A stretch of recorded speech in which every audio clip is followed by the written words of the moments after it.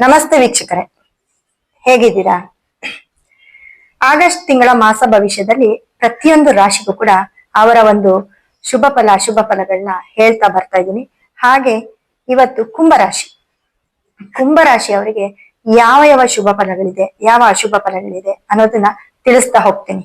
ನೋಡೋಣ ಬನ್ನಿ. ಕುಂಭರಾಶಿಯವರಿಗೆ ಆಲ್ರೆಡಿ ಹೇಳ್ತಾ ಬಂದಿದ್ದೀನಿ ಸಾಕಷ್ಟು ವಿಡಿಯೋದಲ್ಲಿ. ತುಂಬಾ ಟೈಮ್ ಚೆನ್ನಾಗಿದೆ, ತುಂಬಾ ಯೋಗವನ್ನ ನೋಡ್ತಾ ಇದ್ದೀರಾ. ಎಲ್ಲಾ ಕಡೆಯಿಂದಲೂ ನಿಮ್ಗೆ ತುಂಬಾ ಪಾಸಿಟಿವ್ ಇದೆ. ನೀವೇನು ಮುಟ್ಟಿದ್ದೆಲ್ಲ ಚಿನ್ನ ಆಗುತ್ತೆ, ಕುಬೇರನೇ ಬಂದು ನಿಮ್ ಮನೇಲಿ ಕುತ್ಕೊಂಡಂಗಿದೆ ಅಂತ ಆಲ್ರೆಡಿ ಪ್ರೆಡಿಕ್ಷನ್ ಕೊಟ್ಟಿದ್ದೀನಿ.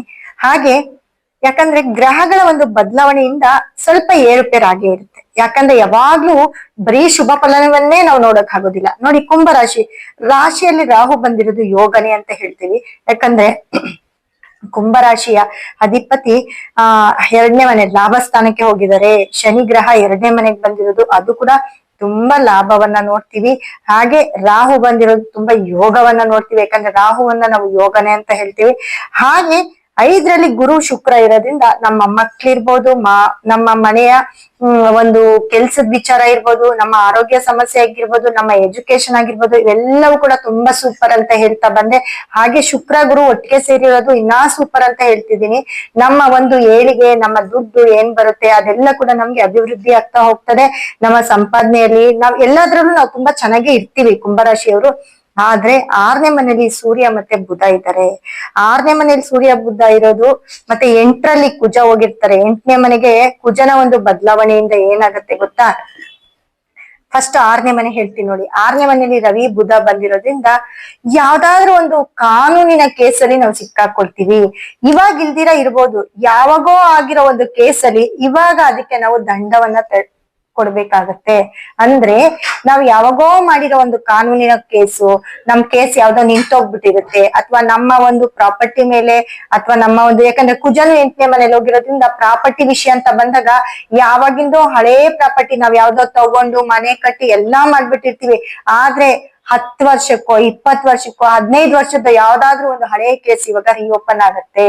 ಅವರು ಹುಡ್ಕೊಂಡ್ ಬರ್ತಾರೆ. ಹುಡ್ಕೊಂಡ್ ಬಂದು ಅದಕ್ಕೆ ಬೇಕಾಗಿರುವಂತ, ಯಾಕಂದ್ರೆ ನಾವು ಈ ಒಂದು ವಿಷಯವಾಗಿ ಲಾಯರು, ಕೋರ್ಟು, ಕಂಪ್ಲೇಂಟು, ಸ್ಟೇಷನ್ ಎಲ್ಲದಕ್ಕೂ ಕೂಡ ಈ ಆಗಸ್ಟ್ ತಿಂಗಳಲ್ಲಿ ನಾವು ಈ ಒಂದು ಸಮಸ್ಯೆನ ಎದುರಿಸ್ಬೇಕಾಗತ್ತೆ. ಈ ಒಂದು ಸಮಸ್ಯೆಗೆ ಹೋರಾಡ್ಬೇಕಾಗತ್ತೆ. ಹಾಗಾಗಿ ಎಲ್ಲಾ ಶುಭ ಫಲನೇ ಇರ್ಬೋದು, ನಮ್ಗೆ ಇನ್ಕಮ್ ಜಾಸ್ತಿ ಇರ್ಬೋದು, ಕೆಲ್ಸಗಳು ಹಾಗೆ ಬರ್ತಿರ್ಬೋದು, ನಾವು ಕಾರ್ ತಗೋಬಹುದು, ಸೈಟ್ ತಗೋಬಹುದು, ಚಿನ್ನ ತಗೋಬಹುದು, ಎಲ್ಲಾ ತಗೋಬಹುದು. ಜೊತೆಗೆ ಈ ಒಂದು ಪ್ರಾಬ್ಲಮ್ ಕೂಡ ನಾವು ಫೇಸ್ ಮಾಡ್ಬೇಕಾಗತ್ತೆ. ಖಂಡಿತವಾಗ್ಲೂ ಈ ಒಂದು ಪ್ರಾಬ್ಲಮ್ ಕುಂಭರಾಶಿಯವರಿಗೆ ಬಂದೇ ಬರುತ್ತೆ. ಅದ್ರಲ್ಲಿ ಪ್ರಾಪರ್ಟಿ ವಿಚಾರ 8ರಲ್ಲಿ ಕುಜ ಇರೋದ್ರಿಂದ ನಾನು ಸಾಕಷ್ಟು ರಾಶಿಗಳಲ್ಲಿ ಹೇಳ್ತಾ ಬಂದೆ, ಪ್ರಾಪರ್ಟಿ ಡಾಕ್ಯುಮೆಂಟ್ಸ್ ನೋಡ್ಕೊಳ್ಳಿ. ಯಾಕಂದ್ರೆ ಕುಜ ಯಾವ ರಾಶಿಯವ್ರಿಗೆ ಯಾವ ಮನೇಲಿ ಇದ್ದಾನೆ ಅನ್ನೋದೇ ಮುಖ್ಯ ಆಗಿರುತ್ತೆ. ಯಾಕಂದ್ರೆ ಯೋಗನೂ ಕೊಡ್ತಾನೆ, ಅದರ ಒಂದು ಅಶುಭ ಫಲವನ್ನು ಕೂಡ ತೋರಿಸ್ತಾನೆ. ಹಾಗಾಗಿ ಇವಾಗ ಕುಜ 8ಕ್ಕೆ ಬಂದಿರೋದ್ರಿಂದ ಕುಂಭರಾಶಿಯವ್ರಿಗೆ ಪ್ರಾಪರ್ಟಿ ವಿಚಾರದಲ್ಲಿ ನಮ್ಮ ಒಂದು ಡಾಕ್ಯುಮೆಂಟ್ ಸರಿ ಇಲ್ಲ.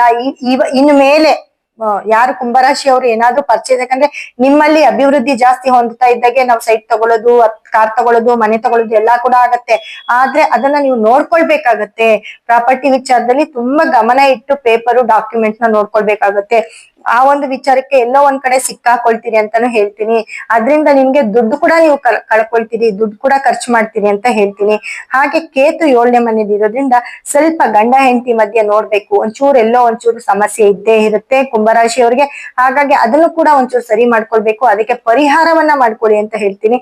ಹಾಗೆ ರಾಹು ಇರೋದು ಮುಖ್ಯ ಅಲ್ಲ, ನಿಮ್ಮ ಒಂದು ರಾಶಿಯಾಧಿಪತಿ ಶನಿಯ ಒಂದು ದೇವಸ್ಥಾನಕ್ಕೆ ಹೋಗಿ ಅಲ್ಲಿ ಒಂದು ಪುಣ್ಯತೀರ್ಥಗಳಲ್ಲಿ ಒಂದು ಶನಿಯ ಪ್ರಸಾದವನ್ನ ತಗೊಳ್ಳಿ ಅಂತ ಹೇಳ್ತೀನಿ. ಹಾಗೆ ಯಾವ್ದಾದ್ರು ಒಂದು ಹರಿಯೋ ನೀರಲ್ಲಿ ಸ್ನಾನ ಮಾಡಿ ಅಂತ ಹೇಳ್ತೀನಿ ಕುಂಭರಾಶಿಯವರು. ಯಾಕಂದ್ರೆ ನಿಮಗೆ ಎಷ್ಟು ಶುಭ ಫಲ ಇದೆಯೋ ಅಷ್ಟೇ ಎಲ್ಲೋ ಒಂದ್ ಕಡೆ ಸಿಕ್ಕಾಕೊಳ್ತೀರಿ, ಅಷ್ಟೇ ಅಶುಭ ಫಲವನ್ನು ಕೂಡ ನೀವು ನೋಡ್ಬೇಕಾಗುತ್ತೆ. ಹಾಗಾಗಿ ಕುಂಭರಾಶಿಯವರು ಅತಿ ಹೆಚ್ಚು ನಿಮ್ಮ ಎಕ್ಸ್ಪೆಕ್ಟೇಷನ್ಗೂ ಮೀರಿ ಎಲ್ಲೋ ಒಂದ್ ಕಡೆ ಇವಾಗ ನಾವು ತುಂಬಾ ಚೆನ್ನಾಗಿ ಮೂವ್ ಆನ್ ಆಗ್ತಾ ಇರ್ತೀವಿ, ತುಂಬಾ ಚೆನ್ನಾಗಿ ಎಲ್ಲಾ ಕಡೆ ತುಂಬಾ ಇರ್ತೀವಿ. ಆದ್ರೆ ಯಾವ್ದಾದ್ರು ಒಂದು ಸಿಕ್ಕಲ್ಲಿ ತುಂಬಾ ಚೆನ್ನಾಗಿರೋ ಟೈಮಲ್ಲಿ ಎಲ್ಲೋ ಒಂದ್ ಕಡೆ ಬಂದು ನಮ್ಮನ್ನ ಯಾವ್ದಾದ್ರು ಒಂದ್ ಸಿಕ್ಕಲ್ಲಿ ಸಿಕ್ಕಾಕೊಂಡಾಗ ಅದು ತುಂಬಾ ನಮ್ಗೆ ಹರ್ಟ್ ಮಾಡುತ್ತೆ, ತುಂಬಾ ನಮ್ಗೆ ತಲೆ ಬಿಸಿ ಮಾಡುತ್ತೆ.